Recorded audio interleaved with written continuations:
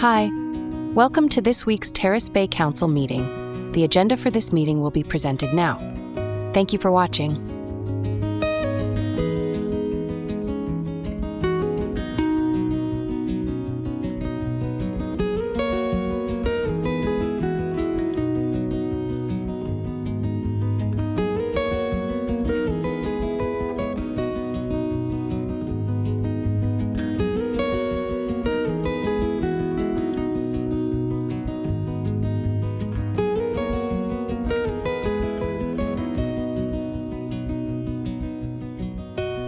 Everyone, have a reach hour of 6:30 on Tuesday, May 21st, 2024. I call this meeting of the Council of Township of Terrace Bay to order. Declaration. Council of the Township of Terrace Bay hereby acknowledges that we are in the Robinson Spirit Treaty Territory, and the land on which we gather is the traditional territory of the Nishnabek and the Métis. Additions, deletions, or amendments. We have, I think John corrected it. It's in a minute anyway. That's the next part. Okay. Okay. We have a motion moved by Councilor St. Louis, second by Councilor Johnson. Resolve that Council approve the agenda for the regular meeting of May 21st, 2024 as presented. All in favor? Carried.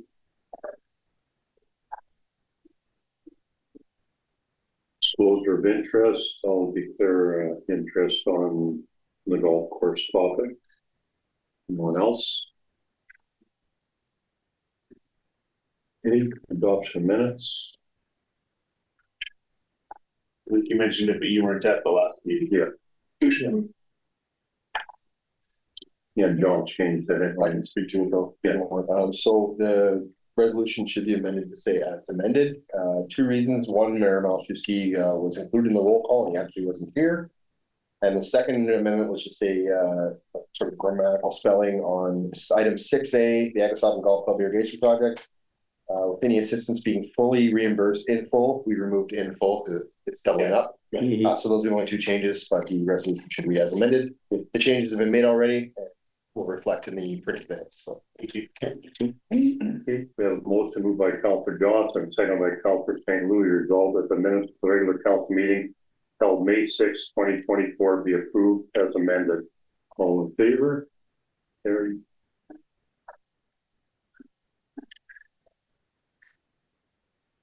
And presentations and deputations.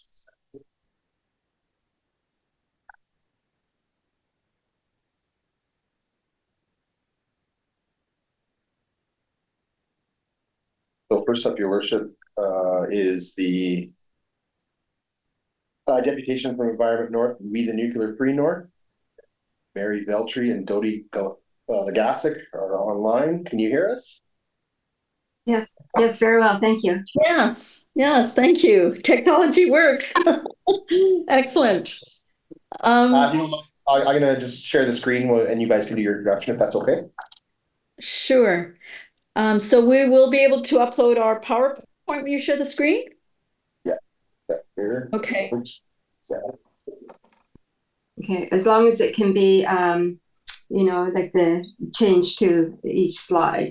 Okay. When you just say advanced slide when you're ready to go, or next slide, and I'll move it forward. Okay, thank you. Yeah. Thank you very much. So we'll begin. I'm Mary Veltri, and my colleague is Dodi Legasic. We're both from the District of Thunder Bay. And we're very, very happy that you've given us a chance to speak to you tonight about this very important matter that will potentially have an impact on Terrace Bay. By way of background, the Nuclear Waste Management Organization is in the process of trying to secure a willing host where they can dispose of Canada's high-level radioactive waste in a deep geological repository. The process is scheduled to be completed this year, and there are two sites under consideration right now. One is Teeswater in Southern Ontario, and the second one is Revel Lake, which is in Northwestern Ontario. There's growing opposition to siting the proposed DGR in Northwestern Ontario. And today we're going to focus on two major concerns directly impacting the residents of Terrace Bay. The first is the lack of fairness in excluding communities along the North Shore from the willingness process. And the second is the environmental impact of transporting nuclear waste. The NWMO is a body created by the nuclear industry. They have devised a very narrowly scoped engagement strategy that serves the industry's interests, but ignores the views of the majority of people who are also impacted by their decision. Their consultation process has failed to engage or seek consent from the residents of Terrace Bay and other communities along the transportation route, even though they will be directly affected by these shipments of nuclear waste for a period of 50 years. The necessity of having broad public support isn't just something we've created. This is very well established internationally. In Canada, the Seaborne Panel, after a review of 10 years, they did an environmental assessment, and their major recommendation was that there has to be broad public support for a DGR. Despite paying lip service to the principle of ensuring there is willingness for their decision, NWMO has unilaterally decided to seek consent from only two small communities in Northwestern Ontario, Ignace and Wabigoon Lake Ojibwe Nation, with a combined population of 1,360 people. Meanwhile, the rest of us in Northwestern Ontario have been shut out from the consultation process. And interestingly, Revel Lake is not even in the Ignace boundaries. They found a community who was willing to be a host and accept millions of dollars, but it's not even in their boundaries. We believe a project of this magnitude with an environmental footprint and risk to our health and safety of this scale should at the very least be a regional decision.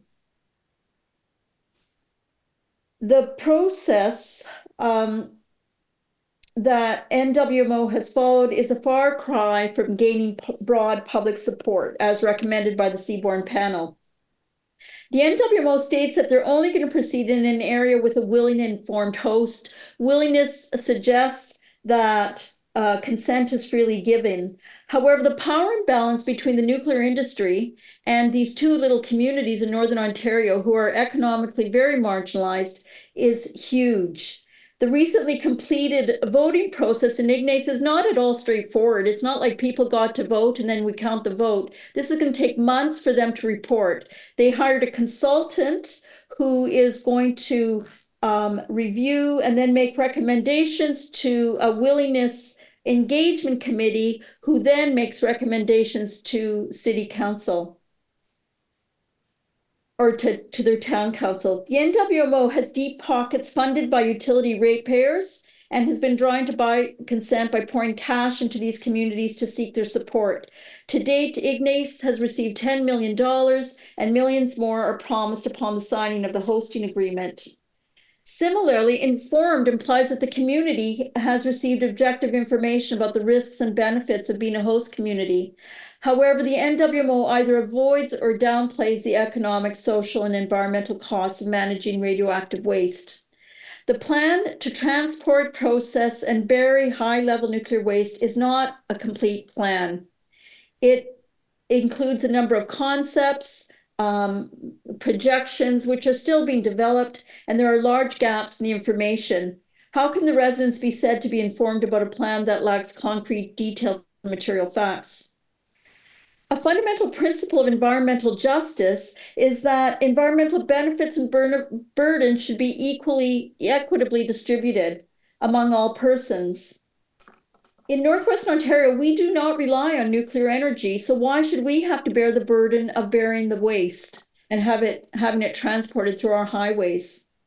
Our energy supply comes from hydro, biomass, solar, and wind.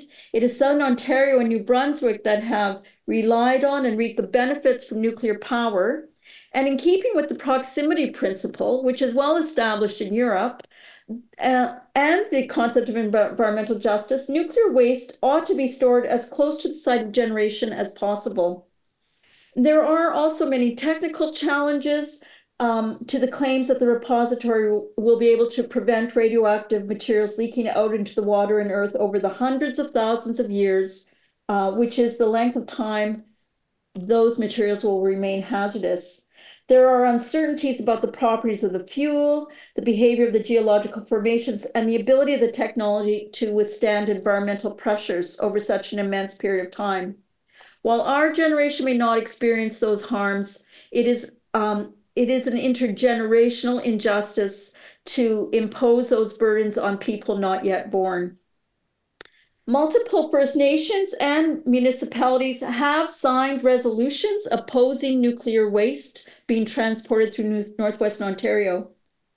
By joining these communities, Terrace Bay will be speaking up for the environment and telling the NWMO that they oppose their unreasonable scheme to make Northwestern Ontario a dumping ground for all of Canada's high-level nuclear waste. And now Dodie will talk about the transportation issues.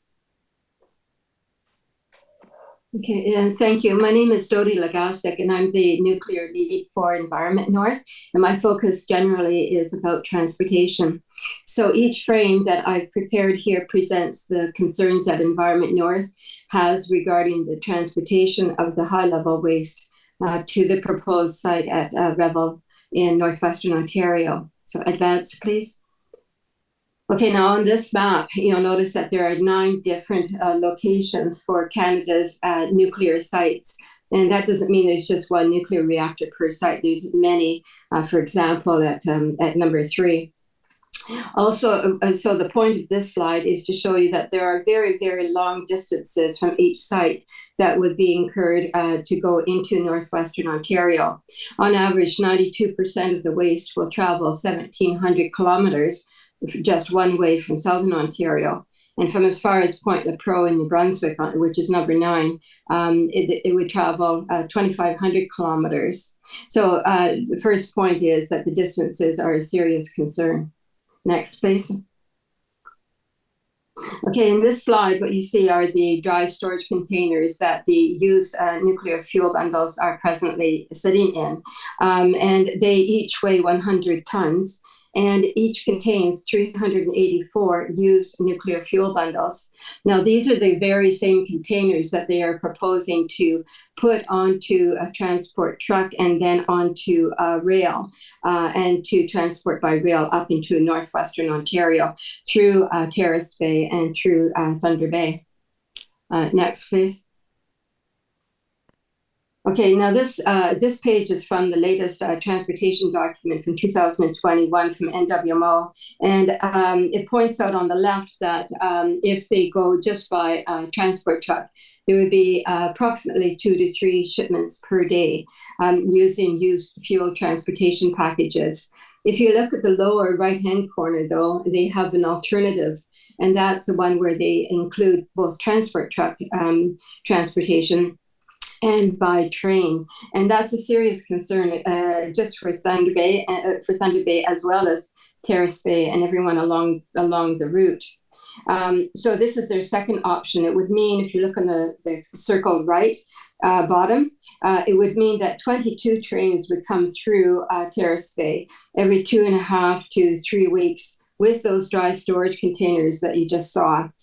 Each train car will carry 14 of those dry storage containers on each rail car, so 14 rail cars, and that would be a total of used nuclear fuel bundles of 5,376 on one train. Okay, so derailments is a real issue. Next, please. Okay, this map simply shows you the CP rail line, which is the most likely one that they would take. And it shows you how it parallels the Great Lakes to some degree. And also it shows you all of the different communities. And the big concern that we should have is that since 54% of the waste comes from South Bruce, they'll be going across by transport truck, then intermodal, then onto Godrich by train, and then all the way up. And every time they make a transfer, there's going to be a risk. And that risk will be incurred to a large degree for the millions of people in that southern section there, between Kitchener, Waterloo, in that area to Toronto and Vaughan, including up here. Okay, next, please. Okay, this highway route map shows you the transport truck route that's most likely that comes from southern Ontario. The northern route would most likely be the route that was taken for fuel coming from eastern provinces and from Manitoba, and Manitoba is still doing that. We're concerned that the Great Lakes water and other waterways may be contaminated from the by nuclear accident, and that main highways may have to close for a long time. You have to know that cesium and strontium-2, the radioactive isotopes that they will be carrying, are quite water soluble, and will be they contaminate water for a minimum of 300 years, and that's just a low level contamination time. Okay, next frame, please. Okay, this is a really important frame. In this frame, if you have a look at section D of this chart, from 2019 to 2021, that includes the COVID years, there were 4,124 collisions just between Sudbury and Nipigon. I get this information from MTO. 820 were transport truck collisions. Now, since then, collisions have been steadily increasing since COVID is over, because there's more transportation going on again. And in my area, between Thunder Bay to Ignace, up until 2021, it was 59% of all of the collisions were transport truck collisions. And then now that we're well into the 60th percentile. In 2019, pre-COVID, we were at 66%. Okay, next, please. Okay, this is a really, really important frame. This is in reference to used fuel transportation packages. And this is important because these are the 4 tests that the UFTPs have undergone to get their certification. And these tests were done in the 1980s by Ontario Hydro and by OPG. And they have never had any more tests of these for these UFTPs. So the tests are over 40 years old, and they refuse to, they say that they're not going to be running any more tests. The problem with these tests is that none of them are full-scale tests. They only use half-scale and 1/7 scale models for the free drop test and for the puncture test. And for the thermal test and the immersion test, they only do it using computer modeling. Okay, so we're asking them to do full-scale testing, and they're saying no. Okay, next, please. Okay, this frame simply verifies our source for that information. We went through a 3,000 and some page document through CNSC, and I can verify, in fact, I can verify every frame that we've got here. Okay, next, please. Okay, now, this is really important because every municipality along the proposed transportation routes must check their insurance policies. Check your own home and property insurance policies tonight when you get home, if you've got a minute, and you're going to find that you are not covered for any, under loss and damage, you're not covered for any nuclear accident or nuclear incident at all. You will have to go through the Nuclear Liability and Compensation Act, which is limited to $1 billion. And that's going to take a very, very long time because of the process that's involved. And so I think Terrace Bay, like the council, really has to look at insurance if there's a derailment or if there's a truck accident. And next, please. Okay, so we're respectfully asking you that you look at passing a resolution. We have many, many resolutions, and I can tell you more about that at another time if you wish. So number 1, we're requesting that the Nuclear Waste Management Organization find storage solutions for nuclear waste in the vicinity of their reactor stations or sites where the waste has been produced. This is pretty much asking them to adopt some form of the proximity principle. In Finland, their waste, most of their waste, or all of their waste, is going just 5 kilometers away from their biggest reactor site. And the second point is that we're asking is if you could think of opposing the transportation of the high-level nuclear waste through the township of Terrace Bay, expressing concerns about the transportation, for example. All right, thank you very much for your time. I really appreciate your listening, and if there's any questions, I'm more than happy to answer. Anyone have any questions? No, nothing.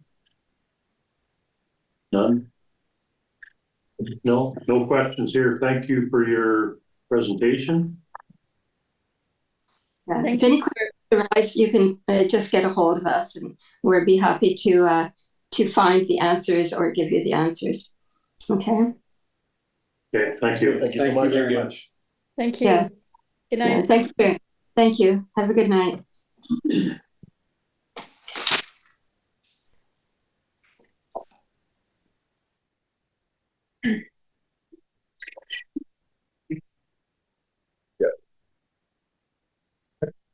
Okay, next item, going to be safety zone proposal.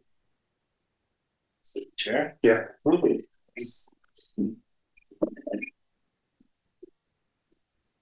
How's it work?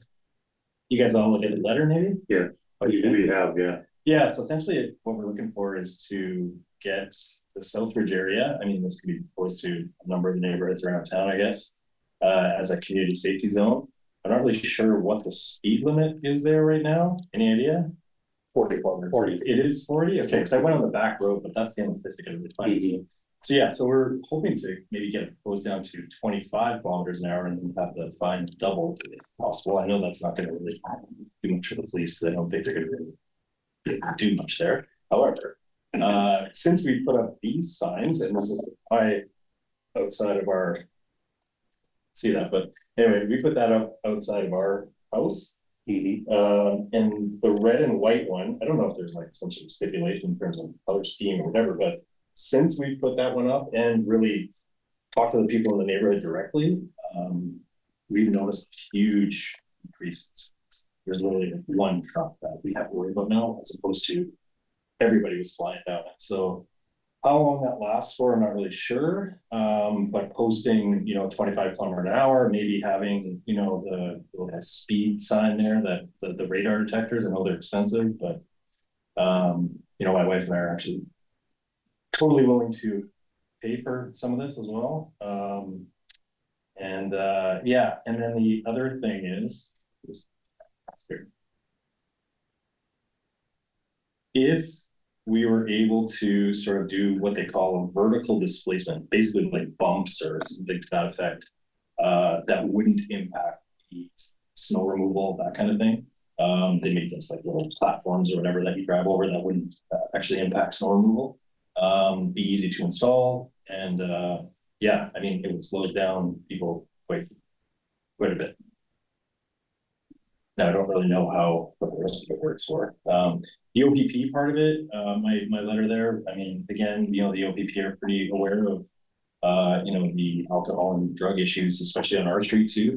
I know it's pretty bad in the rest of the town as well, but again, there's not a lot they can really do about it.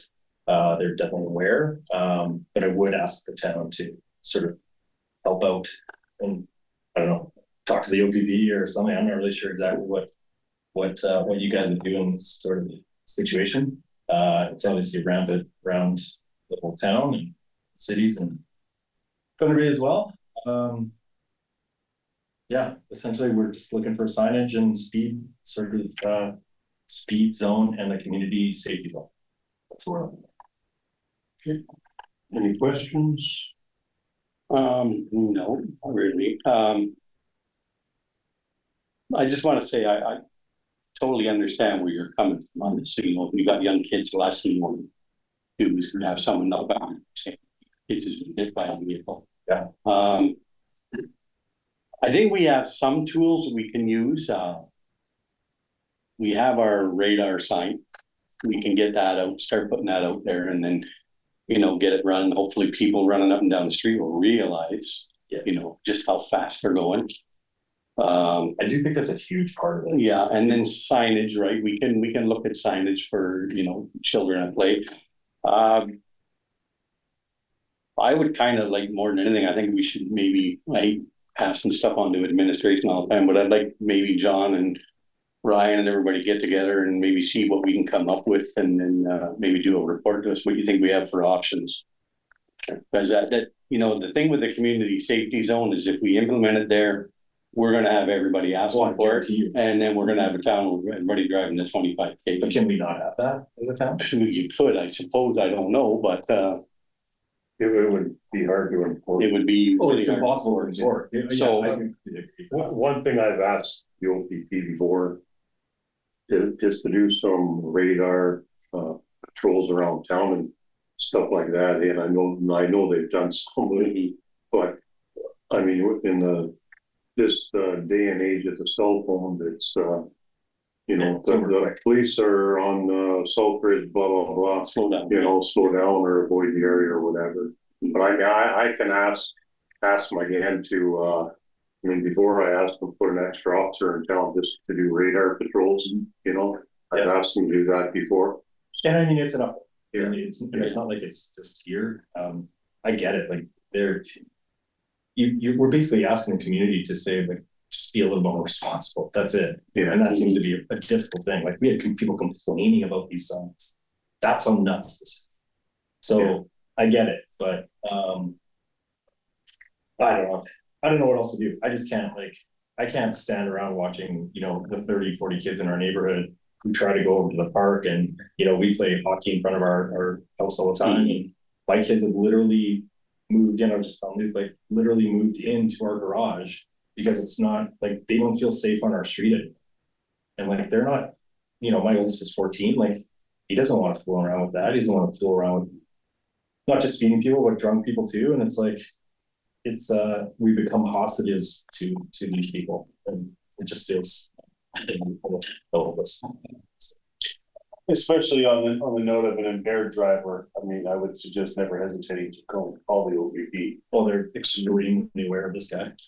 Yeah. Yeah, but I mean, it's being consistent with it too. It's as annoying as it would be, right? Because speeding is one thing, impaired driving is another issue altogether. It's hard. I mean, you can't. Again, we're not going to like follow specifically this person, or the police can't do that either. Like, there's probably dozens of them in town, and you know, those are, unfortunately, I think that's the one that's going to be the really bad one. Anyway, that's what it. I think we can look at options and see what we can come up with. Yeah. One thing, like I said, is we can get that sign out and get you going again. I know we have it.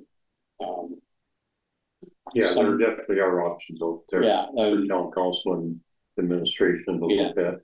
Even the speed limits. Like I say, I drove around our neighborhood and I couldn't see the speed limit sign. There's only a 40 kilometer an hour back on the dirt road behind our house, unless I'm missing it. But I didn't see one anyway. So even that, because maybe people don't know. I don't know. Could it be 25 kilometers an hour though? Like, is that? I don't know. What would the policy be on that, John? Like, Well, we can set the speed limit to whatever we want. The roads are under the township's control, therefore they're governed by bylaw to a certain extent. There are some things that legislation still applies for. For instance, if a community safety zone is created, the fines are actually controlled in the community safety zone by the legislation, not by us. So we would set the initial fine, but community safety zone, the legislation kicks in and dictates what the fine is actually. For so many kilometers over, it's times whatever. For so many more kilometers over, it's times whatever. I just looked at it initially. That's my understanding right now. We did get some documentation from MTO on personal guidance.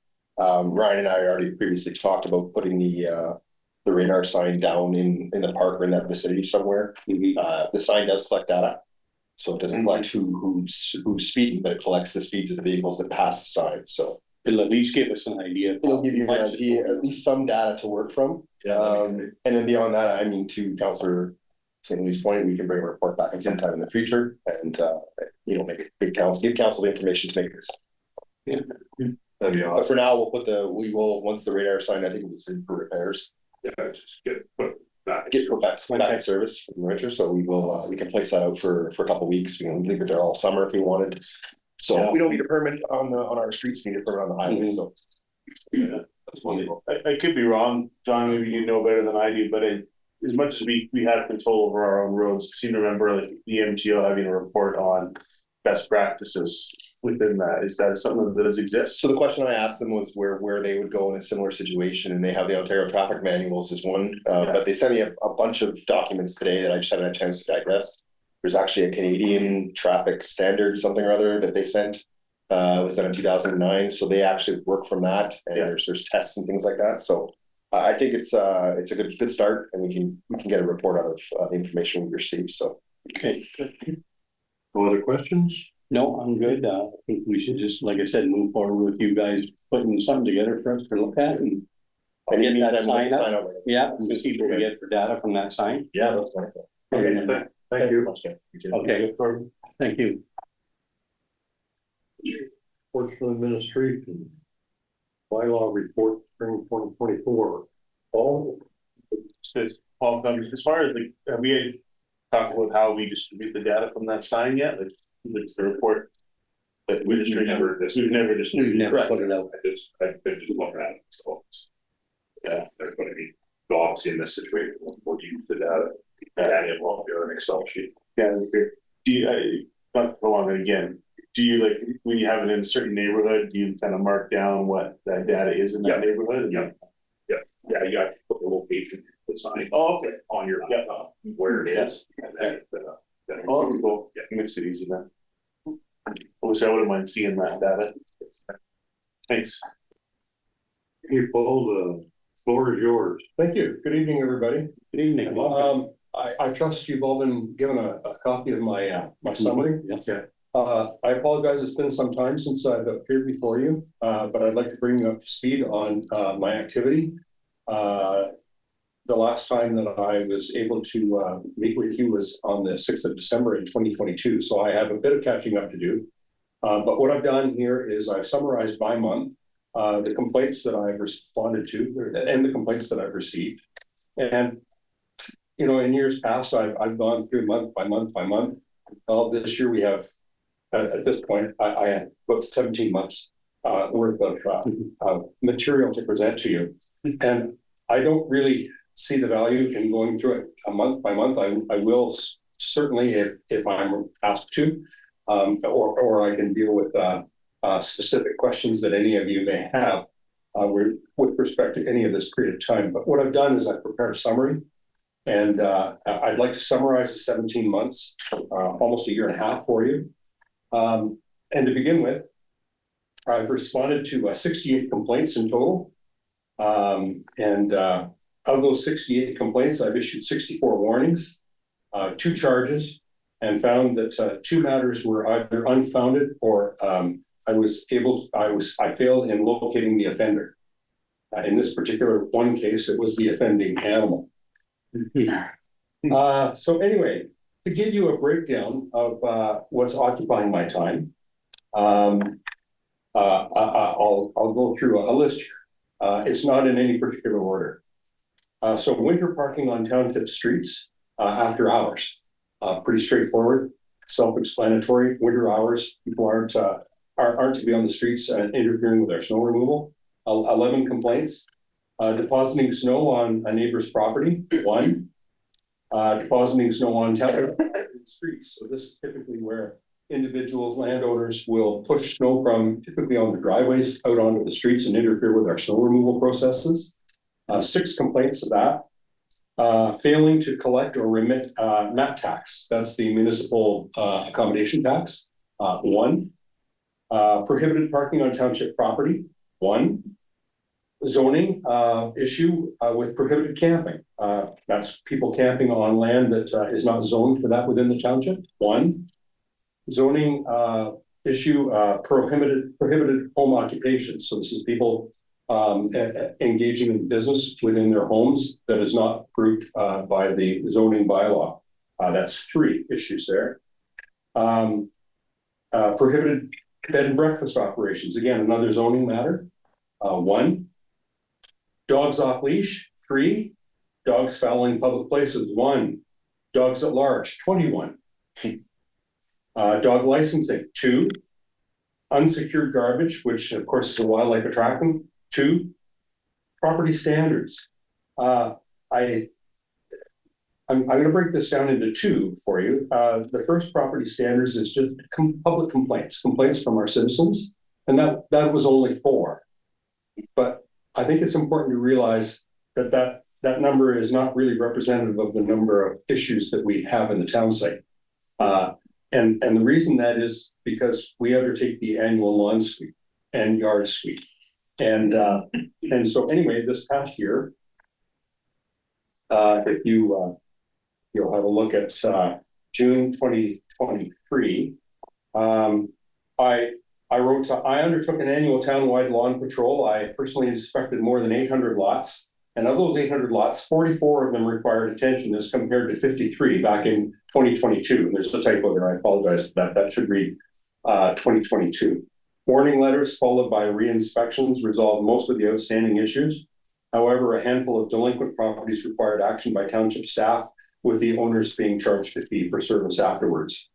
I don't know, it seemed, if memory serves, and John, maybe you'll recall, if memory serves, I think that was 6.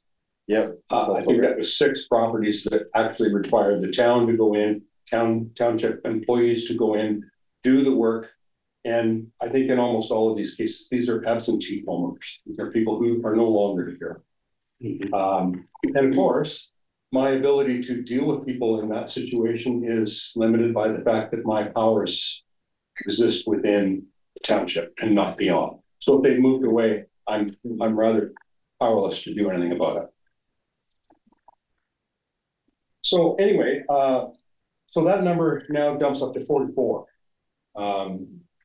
44, which presumably would have been reflected in more public complaints had we not swept those properties on a township basis. So I think it's important to take that into account. Noise complaints, 3. Building or work permit issues, 3. Dumping, 2. Commercial vehicles operating within residential areas, so that's transports within our streets that are doing something other than deliveries, 1. And cutting trees in the township without authority is 1. So that is the breakdown. I achieved a 98% clearance rate for those 68 complaints. And just to kind of summarize, to give you a sense of kind of the big picture, if you were to take my workload over the course of the year, you could roughly divide it into 4 quarters. About 25% of my efforts are directed towards snow. About 25% of my efforts are directed towards yards and property standards. About 25% of my efforts are directed towards dogs. And the remaining 25%, all of the rest. And that's kind of the big picture. And I'd be happy to answer any questions if there are any. Any questions? Yeah, so when the dogs is obviously a big part of it. Are there tools that would be helpful to you from council, like policy updates, bylaw updates, procedural things that would be helpful to, I mean, not so you have to work less, but that actually helps solve the problems that we have? Or are there kind of things in the way that create more problems than help? In my experience, dog issues are prevalent everywhere. Yeah. In our community, of course, we've had an occurrence which, to my mind, has really drawn a lot of attention to dogs in general. We have across the country an interest in a surging interest in the bully breeds. The dogs that are sometimes known for being more aggressive. They're large, they're formidable, they're powerful animals, and they're often employed for protection. I can tell you that we have in the few years that I've been doing the job, a significant increase in the number of bully breeds in Terrace Bay. And so people are alert to that. They're cautious and concerned about them. I find the tolerance for dogs off property and at large has dropped. People will just not tolerate it anymore. Your question, what can be done? I'm not in a position to be a dog catcher. It would take a full-time position to do that. But it's not difficult for me, as you can tell by my clearance rate, it's not difficult for me to find out who these animals belong to. For a small town, people know, and it's easy for me to track these people down. I've taken quite a few steps.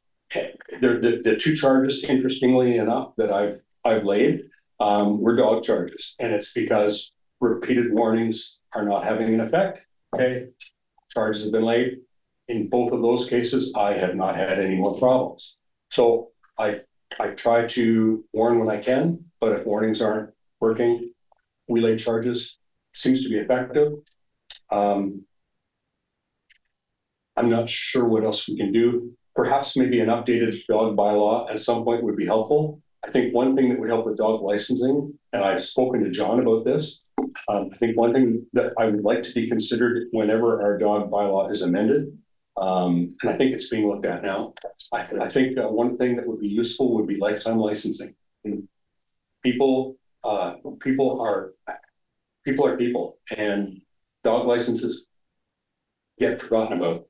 And a lot of people would be prepared to pay, okay, maybe it's $100, maybe it's $150. I don't know how much you charge for something like this for a lifetime dog license, but wow, you know what? It seems to me if you could, a lot of people, if they could just do it once, you got a new puppy, okay, I bite the bullet, I spend $100. My dog is licensed. Yeah, from now on, for the next 10, 11, 12 years, it's lifetime. So I think that would be helpful for identifying the animals when we do acquire them.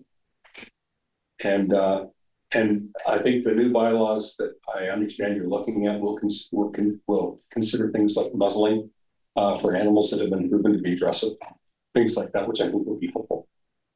The new bylaw would help. I think that's a good response. Even your statement of I'm not a dog catcher, I think it's helpful just to remind myself anyway, and probably others that like that's not your job. Yeah, I don't catch dogs. Yeah. People know. If I happen to cross an animal, I suppose I can, but then what do I do with it? Well, yeah, Exactly. We don't have a pound, and I don't think you want me delivering the animal to Thunder Bay, and yeah. So exactly. Yeah, no, I think that's why it's helpful just for our own understanding and others to. Sure. Oh yeah, we don't expect our bylaw officer to catch it. Well, in many municipalities they do. There's an animal control officer and their bylaw officer, and they're usually hand in hand. But Any other questions? I got a couple there. Well, does anyone complain about cats? yes, they do. Cats. I get a significant number of comments about cats, and fouling people's neighbors, their neighbors' properties, patrolling bird feeders, killing birds. Yeah. Okay. To help you to comply with the no bird seed rules. In property standards, what about some of the houses around here that don't meet it? Do you get complaints about them? Oh, yes. Yeah, I get complaints, property standards complaints about buildings. To be honest, I haven't had an awful lot in this period, but I have had a few. And so there have been occasions where I've had to work with Paul Manzin. And in those cases, Paul is the lead and I take direction from him. I've served documents on behalf of like stop work orders and building permit applications and those sorts of things on behalf of the administration and Paul. And I've collected those things. So when it gets to that level, I don't have much involvement there unless I'm directed to do so. But for regular things like a dilapidated building or anything like that, if I get the complaint, then that's within my responsibility. Any other question? No. Okay, good on your fault. Thank you. Thank you for your work, Paul. Yeah, good job. Thank you. We have a motion moved by Councilor St. Louis, seconded by Councilor Johnson, resolved that council accepts the bylaw report as presented. All in favor? Carried.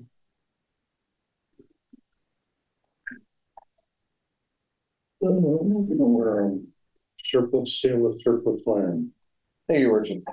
So following previous surplus property sales, we decided to list surplus township properties to local realtor. This property in particular has been previously listed on several occasions with no success.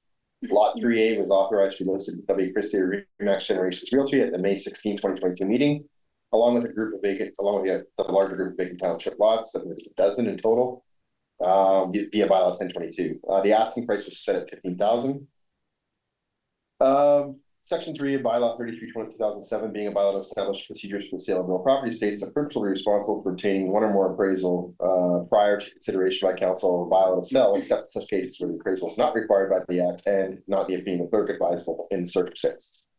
A number of factors lead to the opinion of the obtaining appraisal is not advisable in the situation, and the asking price is appropriate. These include historical value, success with sales of vacant township lots priced similarly, previous experience and costs of obtaining an appraisal in a timely manner, advice from a realtor, and the current real estate market in Terrace Bay area. On our current discussion, an offer is made on the lot, not lots, excuse me, through our realtor on May the 8th. The offer is at the council approved listed price of $15,000. Stipulation to build a residential home within 5 years is also a condition. Administration is recommending the sale proceed. Financial implications. The $15,000 in revenue is not included in the 2024 budget, as the previous properties have been listed for quite some time, and it is unknown how many will sell in a given year or for how much. So options are: the council accept the offer of $15,000 from AM Assad for the surplus property, roll number 58540000237300, legally described as Plan M329, Lot 243, Stray Township. The municipal address is 3A East Road Crescent, and the appropriate bylaw authorizing the sale be brought forward. Option B is the council not accept the offer of $15,000 for the subject property and direct administration to negotiate further. And option C is the council not accept the offer of surplus property and direct administration otherwise. Administration is recommending option A. Questions? No, we sold a lot. Yeah. I don't know what else to say. So well, okay, we have a motion moved by Councilor Johnson, second by Councilor St. Louis. Resolve the council accept the offer of $15,000 from AM Assad for the surplus property, roll number 58540000237300, legally described as Plan M329, Lot 243, Stray Township, and municipality addressed as 33A East Road Crescent, and that appropriate by law authorizing the sale agreement be brought forward. All in favor? Carried.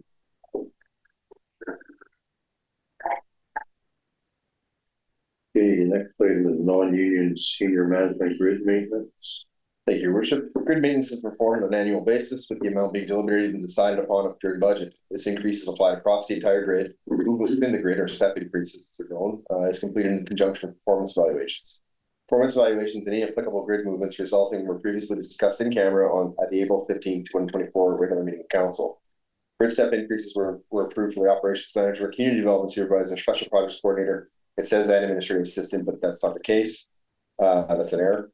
Emanating from the 2024 budget deliberations, a bylaw reflective of a 4.25% increase for the 2024 year is being presented for approval. The grid is attached. The change to the non-union grid will be effective retroactive to January 1st, 2024. Financial implications: the additional costs for wages at 4.25% increase over prior year, plus grid step increases, are estimated to be approximately $34,600 for the 2024 year and have been included in the 2024 budget. The options are: the council approved the 4.25% increase for senior staff and non-union personnel salary grid. The appropriate bylaw will be brought forward. Option 2 is the council reject that and direct administration otherwise. Administration is recommending option 1. Any questions? Nope.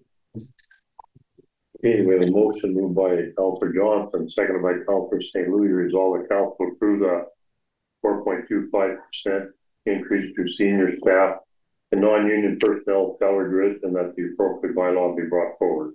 All in favor? Carried. Okay, Spirit Bus Park Facility License Agreement. Thank you, Your Worship. Spirit Classics Clark Club has been running the annual drag fest and test and tune each summer at the Terrace Bay Airport for over 25 years. To administration's knowledge, there's never been a formal agreement in place for the event. In 2013, the township passed bylaw 22 2013, being a bylaw to regulate and license exhibitions held for profit that applies to any event that fits within the criteria. In the years since the bylaw's passage, Drag Fest attendance has fallen off and removes the event from many of the stipulations in the bylaw. With municipal insurance rates consistently going up, it was recommendation of the township's insurer to have facilities use agreement in place for an event of this magnitude, regardless if bylaw 2013 applies or not. Some of the highlights of the facility license agreement, there is no fee. 60 days notice for renewal by the CAO for the years 25 and 26, so it won't have to come back to council, provided there isn't a magnitude of change in their event in those years. And of course, beyond 2026, if we do sign with EDF, their drags will probably end. We've talked about that. The club is responsible for any damage their event causes. They must have a security plan in place. Schedule A lays out some of the in-kind services the township may provide when requested, so waste collection, track sweeping, site grading, grass cutting, etc. Schedule B stipulates the club shall not permit any alcohol on the facility at any time unless the CAO is consented to the issuance of a special occasion permit and the conditions of this permit are strictly complied with. Racing events are conducted shall be conducted under rules and standards that are least as strict as those adopted by the National Hot Rod Association, provided that the foregoing shall not limit the right of municipality to impose stricter rules and standards, taking into account the characteristics of the facility and prevailing circumstances affecting such events. Any event hosted by the club shall at all times comply with bylaw 22/2013, being a bylaw to regulate licensed sectors held for profit as applicable. The club also maintains their own liability event insurance and is required to have the township as a named insured. There are no financial implications beyond the in-kind donation of township resources as discussed above and laid out in Schedule A. These in-kind donations and services are also tracked at a previous request of council. Council may choose to sponsor the event in the event a request is received, which is outside of this agreement anyways. So the options are that council approve the signing of the facility license agreement with the Superior Classics Car Club for the annual Test and Tune and Drag Fest events with the appropriate bylaw be brought forward.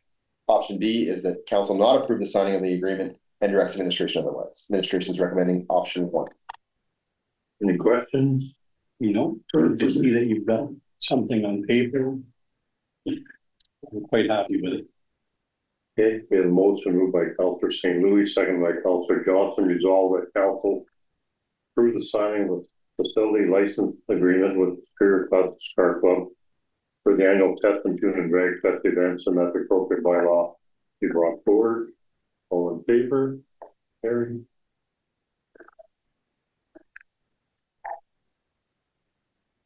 And the next one, appointment of the bear trap. Thank you, Your Worship. So this is just a resolution appointing our 3 bear trappers for the season. They do have to go for their training course, which is over the course of 2 days, or 3 days, I think, in mid-June. So they're all in favor of doing that. So they will be recertified at that point. And we've already had our internal meeting discussing how schedule is going to work and all that sort of thing. The MNR may come down and have a meeting with all of us again too, as well as the OPP, but we'll wait and see what happens. Okay, any questions? Nope. Sounds good. Okay, we have motion moved by Councillor Johnson, second by Councillor St. Louis, resolved that council approve the employment contracts of Bernie LeBlanc, Paul Dennis, and Taylor Paulson as certified bear trappers from May 1st, 2024 to November 1st, 2024 for the South Terrace Bay. All in favor? Carried. Just what's the contract? How much a month is it? I'd have to look. I know it's a fixed amount, and then after it's hourly. Okay. Okay, next item, AMO delegations. Thank you, Your Worship. So the AMO conference is coming up in August, and they have issued the call for delegation requests. They are due back Friday, June 7th. We do have a meeting on the 3rd. We're scheduled for the 3rd, so we don't have to make a definitive decision tonight. If council has some suggestions, by all means, we can take them down. We can also defer the decision until the 3rd if you had a chance to think about it. So, Any I don't know, John, if you want to, what we talked about it for the MTO, but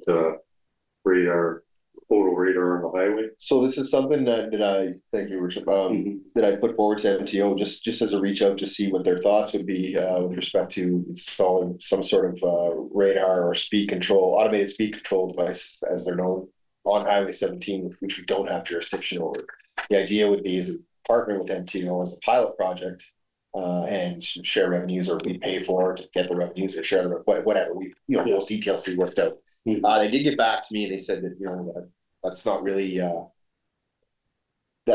their approach. Their approach is to educate and sort of enforce through fines and other methods. So they don't support any. I'll use photo radar, even though they do have an acronym on any provincially controlled highways in Ontario. So that was the response. We could go to the minister. I don't know what his reaction would be. I'm assuming I'm getting the provincial position from the people I'm communicating with. But that was just an idea that Mayor Malchus and I discussed. We are able to put our radar sign on the highway with a permit. We can't right now because they've closed the permitting process to revamp the system. I think for those particular signs, I don't necessarily think it's the entire system, because other things have to have signs on the highway. So we're kind of waiting to hear back on that. And even then, we're only going to be permitted to put the sign up for, I think, 6 weeks at maximum. And then we'd have to move it or take it down. So apply again for the permit. So the thought discussing this particular pension delegation, again, it's been one we've had for a while. Now that we have the answer from the ministry people, we could go to the minister. But the thought is that with our OPP coverage that it is, speed being an issue in town, which is acknowledged by NTO, the issue of the Jake brakes as well too. This might be a deterrent to speeding and maybe curb some of the things we're seeing. That's our position. It's up to council if you want to put that forward or not. And I think one of the problems is we only have 2 officers on cover from Gravel River to Steel River. Maybe, I don't know, maybe in Southern Ontario it's different or whatever. They got more officers and stuff like that. But we get a lot of complaints every year about transport going through, putting kids across the highway and stuff like that. And when it's foggy, whatever the case might be. So I personally myself, I think our situation is unique, being on the highway and I'm not taking anything away from the OPP. They do what they do with who they have and all that other stuff. But for them to sit here and do radar patrols for X amount of hours, and getting back to what Corby said, everyone's transport drivers are on the highway and saying, cops are sitting at the bridge, slow down. So, But then it's worked, right? Yeah, and then if you have a radar, photo radar there, they'll know. It'll travel. Word will get out really quick that there's photo radar. Right? So, I think you might be right, Paul. I think maybe it'd be something that we should consider pushing with the ministry a little bit. And we are unique in the fact that the Trans-Canada divides our town right in half. We do have kids crossing it, and we do have safety zones, right? They were the ones that put up the fancy yellow signs for the school crossings and everything. So maybe we could just say, hey, I know it hasn't been done yet. That doesn't mean it shouldn't be done. well, like John said, a planning project. Yes, I think it'd be something to really. Who's the MTO minister right now? Sure. I'm not even sure anymore, but it'd be something that you should. Yeah, I I know. think there's more than one. Actually, there's a minister that handles a different aspect of transportation as well too. But Okay. we can mark that one. It sounds like as one for sure. And the other one, I think, John, like we talked about earlier, is the natural resources minister again. If nothing's moved on the mill. Yeah.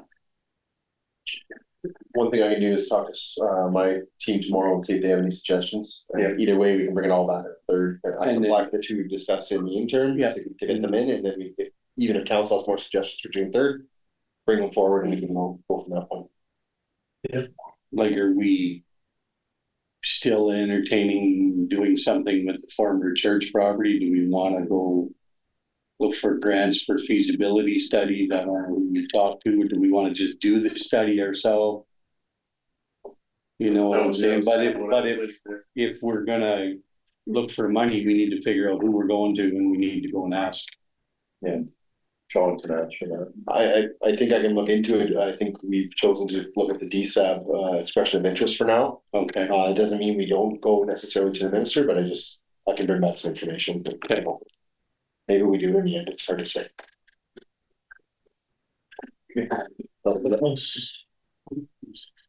We can just defer that to the third if you want. Yeah. Turn to the third. So right, deferred on it, then ask that we defer the motion to, I'd have to take it.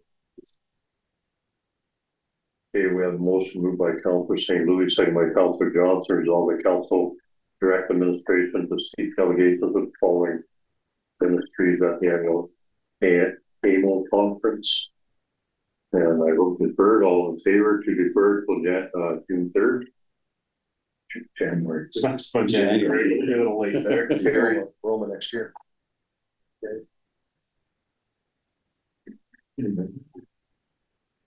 Public Works, Ryan. Thank you. Each spring council has approved temporary relief from bylaw 29 and 14 to allow residents to clean their own deposit winter sand on the street. Administration has already provided notice to residents on what is and what is not permitted. Residents will be reminded again prior to the second round of street sweeping, which typically takes place in early June. Administration is recommending continuing this practice for spring of 2024. Residents would be allowed to deposit winter sand only on the street to be picked up by the streets. Financial implications, there are none. The options are option one, that council approved temporary relief from bylaw 29/2014 to allow residents to deposit winter sand on the street. Option two, that council does not approve temporary relief of bylaw 29/2014 to allow residents to deposit winter sand on the street. The recommendation is option one. Okay, any questions? It's grassy to get in the a bit, most of it all the way. It's more to keep, like, don't put your tree branches out there and all that stuff. That's the street people will pick that up. Yeah. If there's grass in it, that's fine. If you know when the power hit the grass, that's fine. I think with the early spring, everyone's pretty well done cleaning. And there wasn't much sand. Yeah. We put down lots of sand, but we didn't blow it up on people's lawns. Yeah. Right? It's been so much. So Yeah. it's been pretty good for everybody. It's good. Any other questions? Nope. Okay. We have a motion moved by Councilor St. Louis, seconded by Councilor Johnson, resolve the council approve temporary relief from the bylaw 29-2014 to allow residents to deposit winter sand on the street. All in favor? Carried. Thank you. Thanks, Brian. Thank you, Brian. Next up, Luke. Arena usage. Thank you. So this past skating season, the arena operated from September 18th to March 24th. So the facility was open to the public for 100.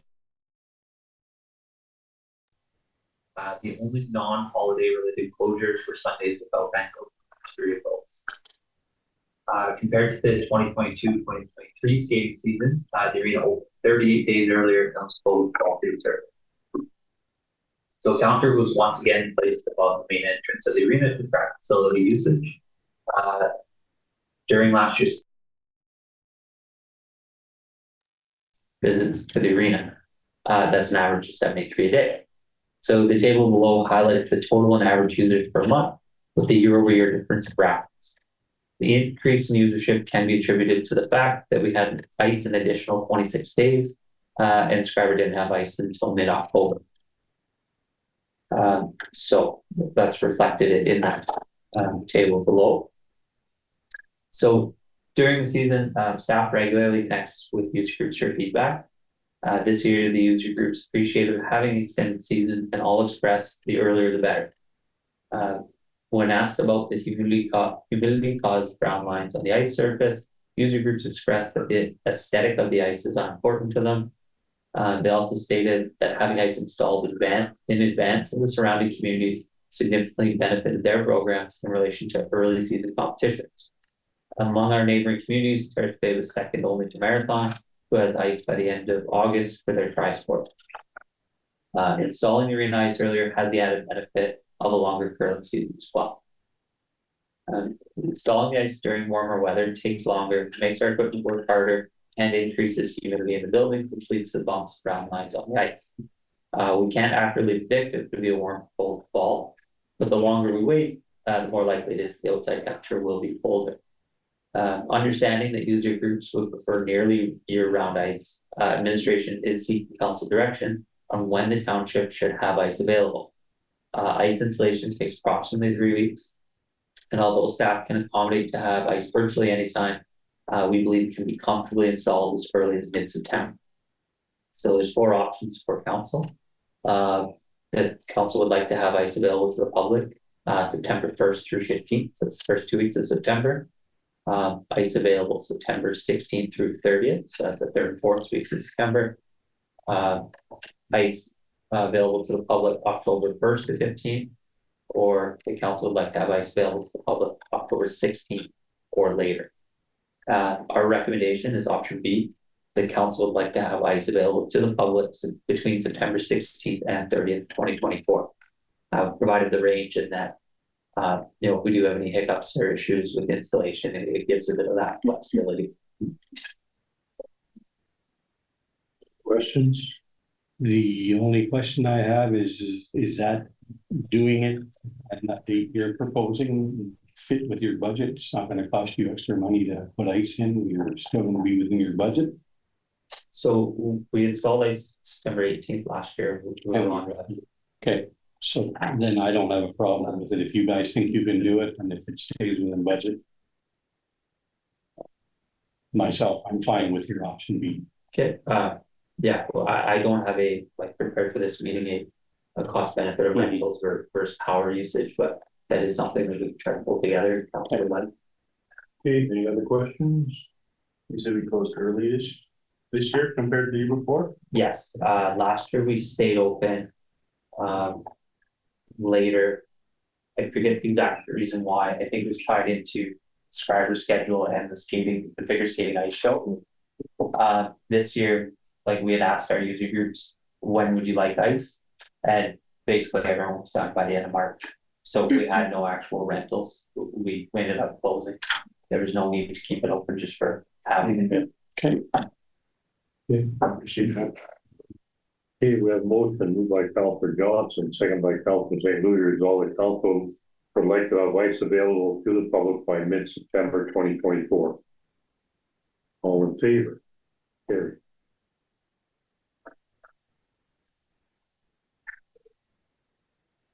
Electric ice surface or procurement. So last year, the township entered into an agreement with the Northern Ontario Heritage Fund Corporation, NOHFC, that would offset the cost of multiple arena enhancements, including a new electric ice resurfacer. So administration received 3 proposals for an electric ice resurfacer and has chosen the Engo Ice Puma XLE. Prior to making a final decision, we did connect with the City of Thunder Bay employees to discuss their experience operating an Engo Ice resurfacer. The machine will come with a 5-year bumper-to-bumper warranty, which includes batteries. The machine is expected to take 245 days for delivery, meaning that it should arrive late December 2024. For financial implications, the ice resurfacer cost $149,777, of which NHFC will offset 75%. This expense was identified in the 2024 municipal budget. This report is presented for information purposes only. And then Amber was very much appreciated. She mocked up a design of what the machine will look like, which is the attachment. Any questions? Typically the life expectancy, do you know, off my head? 10 to 15. However, that's also the life expectancy of our current machine. Yeah. But based on our usage, it extends longer. Sure.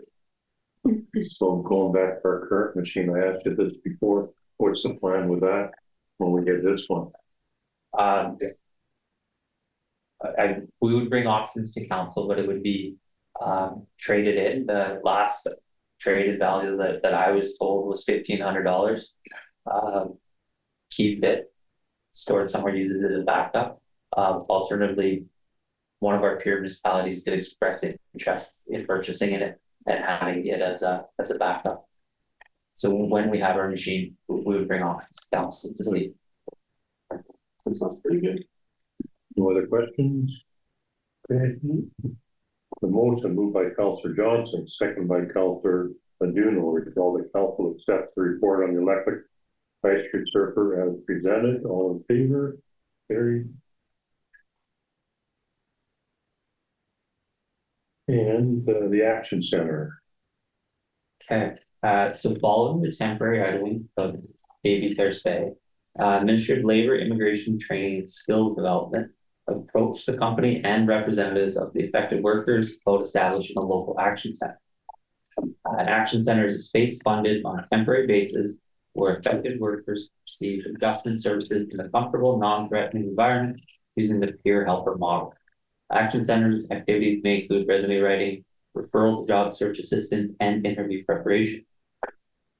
So our current discussion, as discussed at the previous council meeting, the ministry informed the township that the original action center applicants did not have the capacity to administer the program and requested that the municipality become the lead. If council chooses to move forward with establishing an action center, the township will hire 2 employees for 12 months. So they would be township employees. And utilize the conference room as the action center office. Administration is prepared to submit an application to the MLITSD this week and expects to bring a TPA back to the June 3rd meeting. If a TPA is in place for the next meeting, we could have the action center operating as early as mid-June. Our financial applications, the total budgeted cost of the action center is $203,000, of which 75% is labor costs. These funds would be fully reimbursed by the MLITSD. As the township is providing the office space and supervision of employees for the action center, $32,500 of the reimbursement will be kept by the township. This unbudgeted revenue will impact the year-end surplus deficit. Our options: option A, the council approve an application to the Ministry of Labor, Immigration, Training and Skills Development to establish a local action center. Or option B, the council does not approve an application to the Ministry of Labor, Immigration, Training and Skills Development to establish a local action center and directs administration otherwise. The recommendation is option A. Any questions? No, nobody wants to do this, but I think we have to do this. Where would we put a booth next door there? The conference room is the one across from the bowling alley. Okay, yeah, that's where the last one was years ago, if I remember right. So, okay, I'm in favor of That's a this. full, like they're there in that space the full 12 months. Correct. Yeah. And we don't use that for anything else, basically. Correct. Right. Or bowling parties who move to the activity room, have connected with Service Canada who uses the conference room once every 3 months.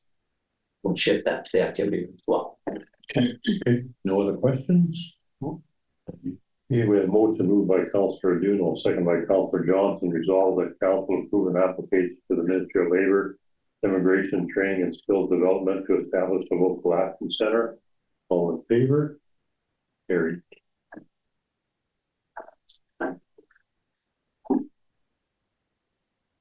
And then OHSC grant for the golf course.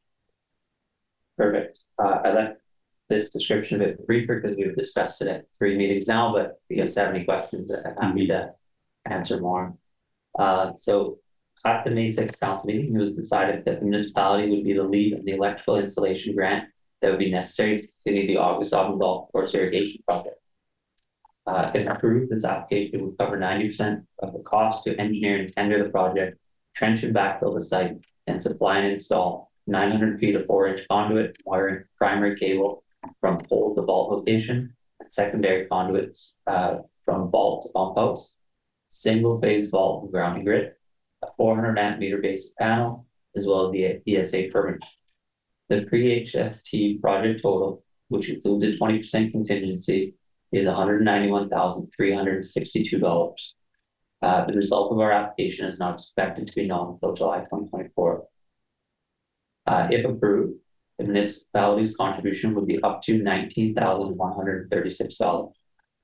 Our options: option A, the council support Northern Ontario Heritage Fund Corporation application 7510291, August Autumn Golf Course electrical installation project, and that council commits to cover costs and cost overruns for the expenditures identified in NHSC application 7510291.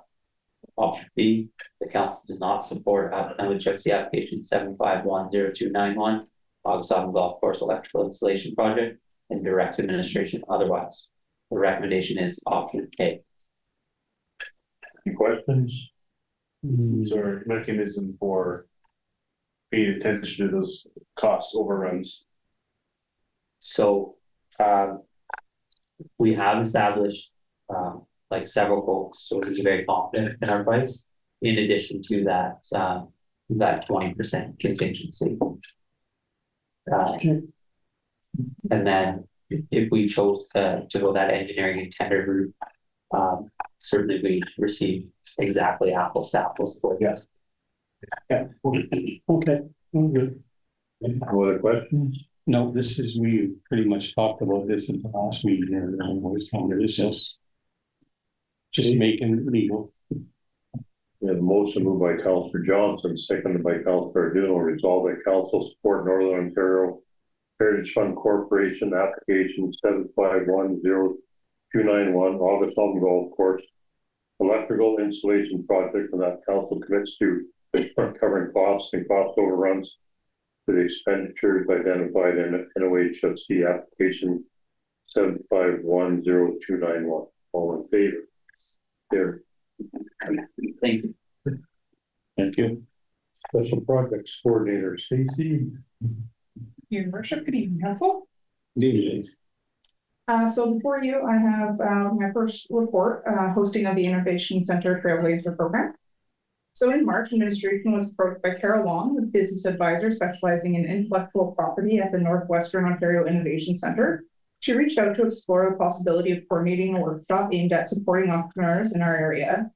The workshop focuses on a crucial aspect of validating business ideas. Through her experience, she observed that many entrepreneurs face challenges in effectively proving their value proposition.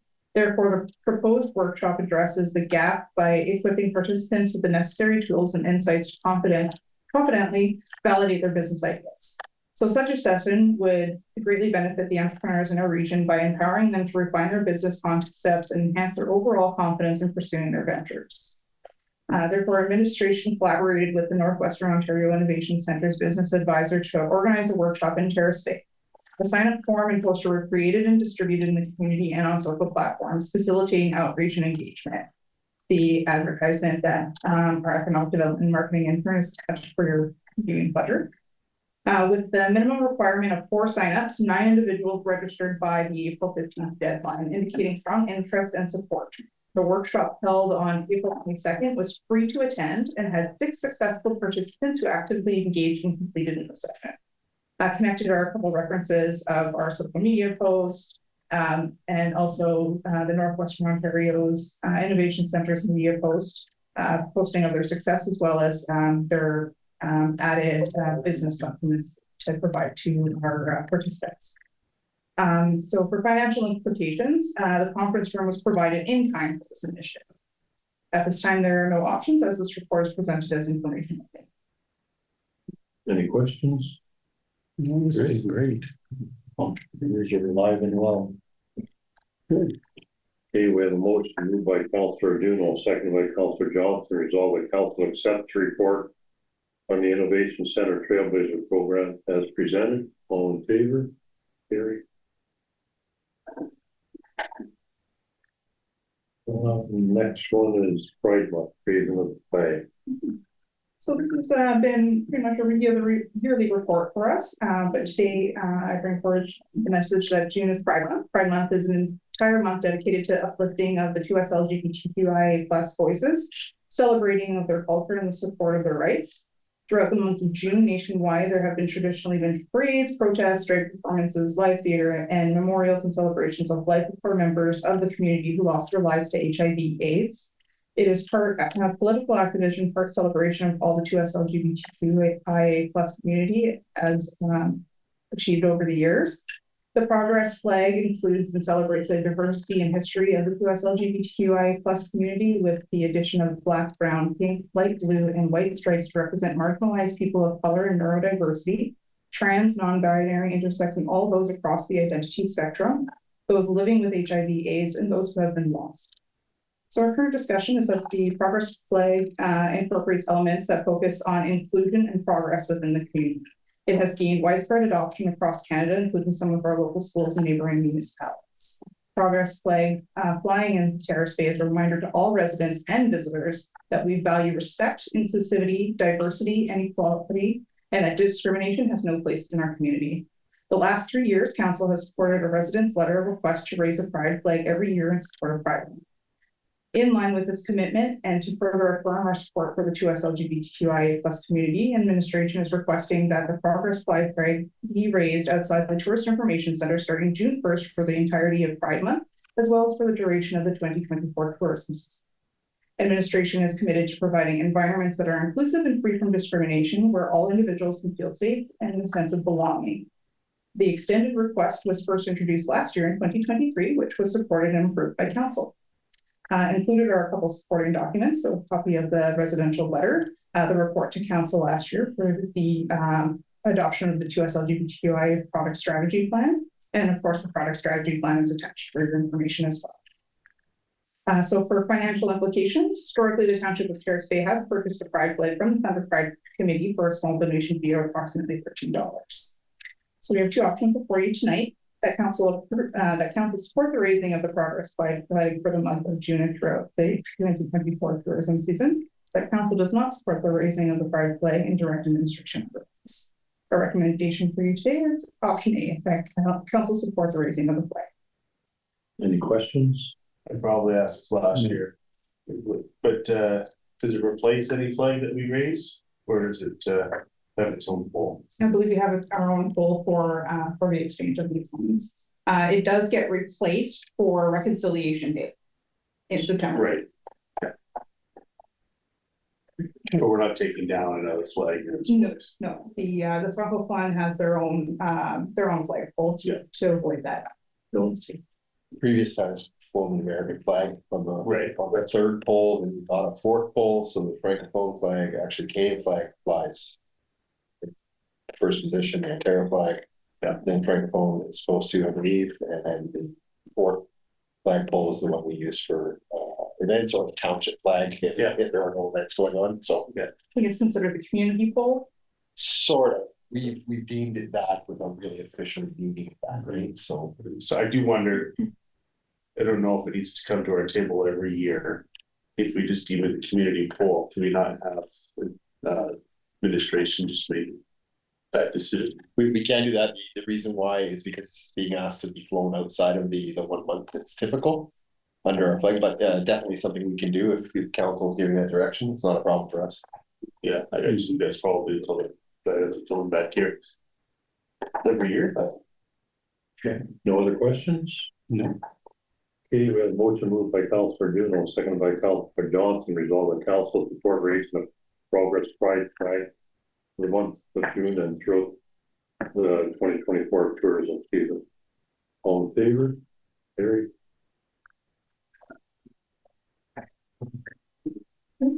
Communication. Donation request from the Masonic Lodge. This was brought up last meeting, I believe. So I want to do the decision call. I know Bill said anything monetary or merchandise. Go ahead, Don. So I did send an email to council with the response from Mr. Webb. In discussions with Luke, we did determine that the Rossport donation is going to be the equivalent of about $60. Administration's suggestion on this one, if council doesn't mind or accepts, would be just to give an equivalent donation to the golf tournament as well, about $60, either in merchandise or in kind donation, such as the rental of the sound system if they want it. So we can, if council's willing to approve that, we can handle that, or council can do it. Yeah, I like the idea of the in-kind and merchandise donation. I'm not, if it was for our own local hospital, I think it would be different. Not that we don't use the services at the regional, but I think I would be more comfortable with just an in-kind donation and whatever merchandise or a combination of both is fine. Because it would probably be, I'm guessing it's going to be a price table. So in my opinion, merchandise would probably be better. Yeah. So I'd be fine with administration just putting together a merchandise package and I mean, if he asked for the sound system, that was what came up. It's not an issue. And it's a fundraiser, I think it's $400 a team, so they make money off of that. So yeah. Okay. So it's $60 then? Yeah. Motion moved by. Can't read, it's probably me. No, it's right here. Oh, yeah. By Rick St. Louis. Moved by Councillor Johnson, second by Councillor Duno, resolved that council approve a donation of $60 In to the massage lodge. Put in merchandise. The massage lodge number 662 for their charity golf tournament to be held June 22nd, 2024 at the Alexander Golf Club. All in favor? Carried.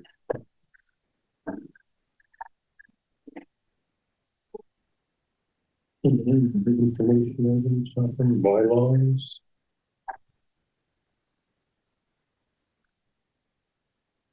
We have a motion moved by Councillor Duno, second by Councillor Johnson, resolve the council approve the bylaw to authorize the township to enter into an agreement for the sale of surplus land, 3A East Road Crescent, be read first, second, and third time, and finally passed under the mayor and clerk sealed and numbered on this 21st day of May 2024. Any questions? All in favor? Carried.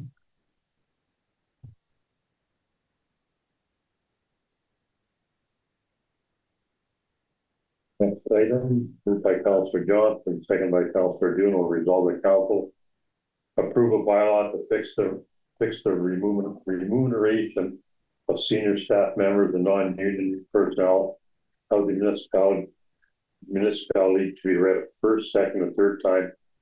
Finally passed, signed by the mayor and clerk, sealed and numbered on this 21st day of May 2024. Any questions? All in favor? Carried.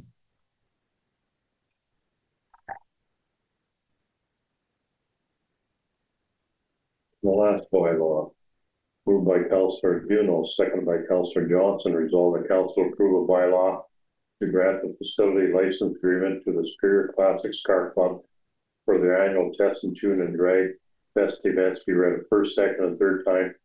Finally passed, signed by the mayor and clerk, sealed and numbered on this 21st day of May 2024. Any questions? All in favor? Carried.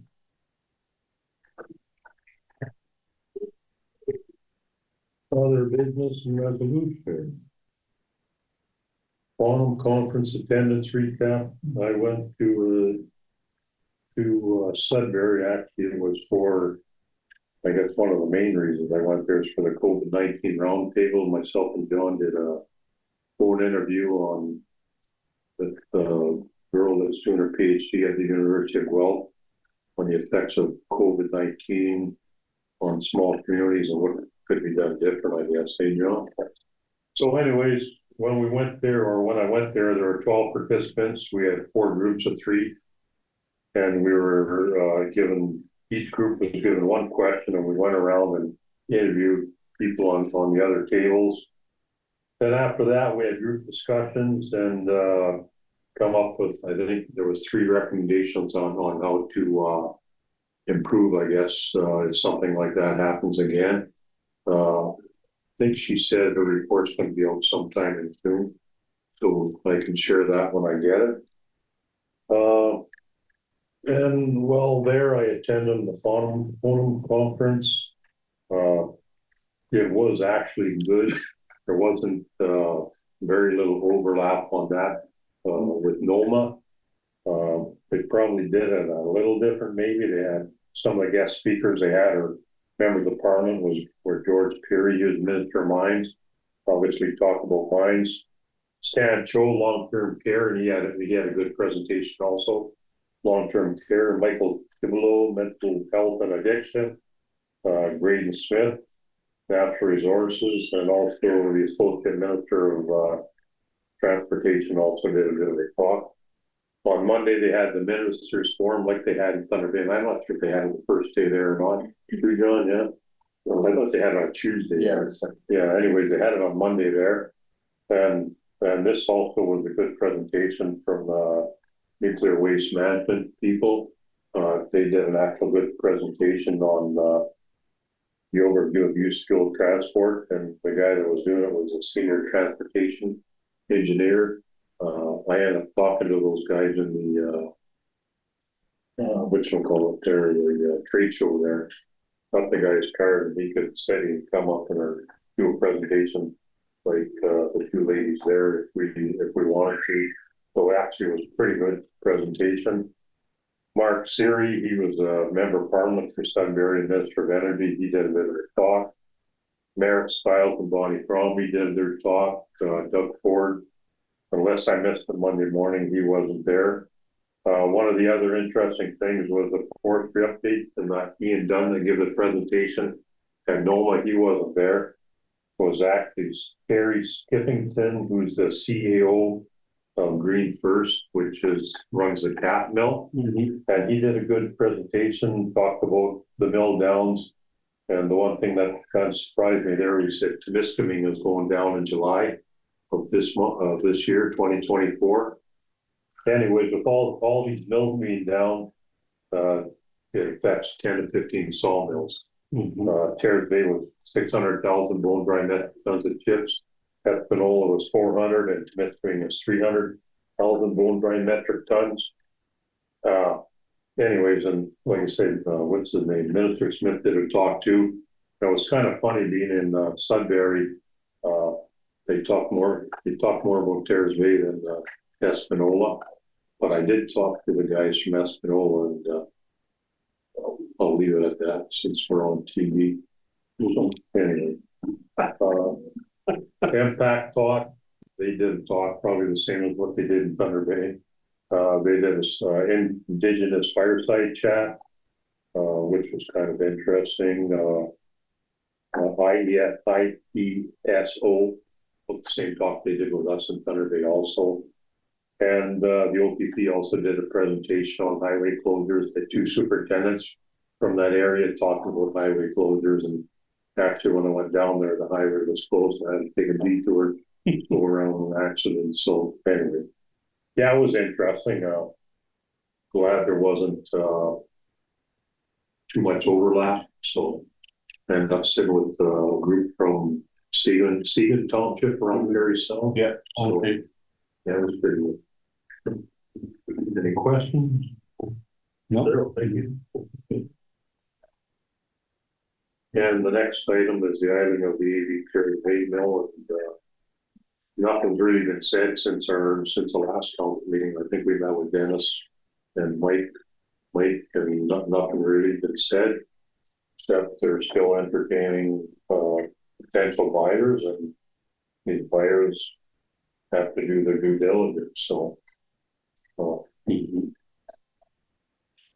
ahead. Just the other end of the action center. Oh yeah, it's a pretty big deal, the township in respect to the island of the mill. So hopefully that's a success. Sounds like it will be. The costs are being reimbursed, but the township is undertaking the lead on that in partnership with the local steel workers. So okay. Question period. Does anybody online have any questions? Only see the Stratford Media Center, but I'll give it 10 seconds here to see if they may have a question or not.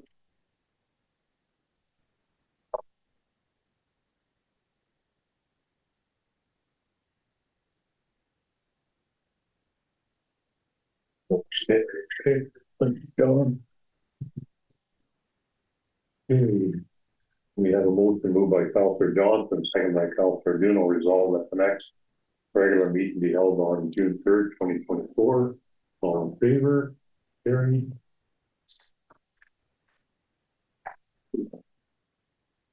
And last but not least, we have a motion moved by Councillor Duno, second by Councillor Johnson, resolved that we now adjourn